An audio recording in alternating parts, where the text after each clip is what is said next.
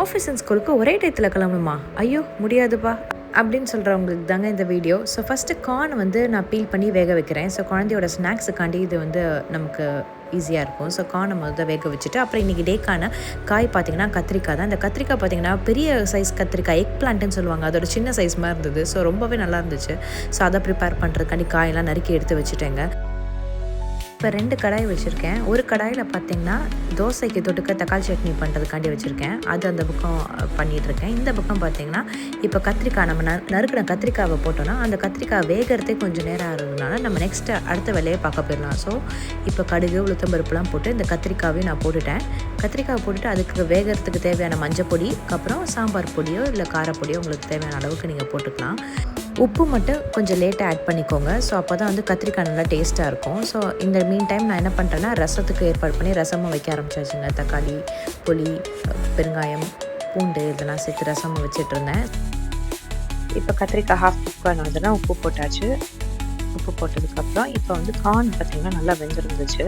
அந்த கார்னை வந்து குட்டி குட்டியாக நம்ம ஸ்வீட் கார்ன் எப்படி நம்ம கடையில் கொடுப்பாங்களோ அந்த மாதிரி வந்து கட் பண்ணிவிட்டு அதில் கொஞ்சம் உப்பு போட்டு கொஞ்சம் பெப்பர் போட்டுட்டு அவ்வளோதாங்க. இதை அப்படியே நம்ம வந்து ஸ்நாக்ஸுக்கு வந்து பேக் பண்ணிடலாம்.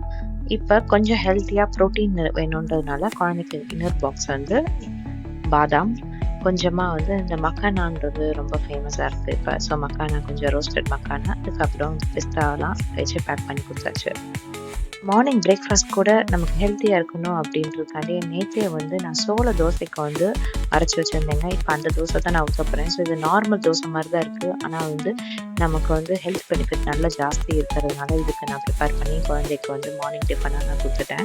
ஸோ அதே சமயம் நேற்று வந்து கடையில் வந்து ஃப்ரெஷ்ஷாக கீரை இருந்துச்சு. அந்த கீரையை வாங்கி நேற்று நைட்டே ஆஞ்சி வச்சுட்டேன். இன்னைக்கு காலையில் இருந்துச்சு. அதை கட் பண்ணிவிட்டு நம்ம வந்து நல்லா 2-3 வாட்டி வாஷ் பண்ணிக்க வேண்டியதான். வாஷ் பண்ணிவிட்டு கொஞ்சமாக பாசிப்பருப்பு அப்புறம் இந்த கீரையும் போட்டு நம்ம வந்து வேக வச்சுட்டு அதுக்கப்புறம் மிக்ஸி ஜாரில் தேங்காய், ஜீரகம், வரமிளகா போட்டு அரைச்சி வச்சிடலாம். நல்லா இந்த கீரை வந்து இந்த பேஸ்ட்டையும் போட்டு ஒரு கொதி வந்ததுக்கப்புறம் அவ்வளோதாங்க, கீரை ரெடி ஆயிடுச்சு. அவ்வளோதாங்க, இன்னைக்கான லஞ்ச் அண்ட் பிரேக்ஃபாஸ்ட் மெனு பார்த்துட்டீங்க. பாய்.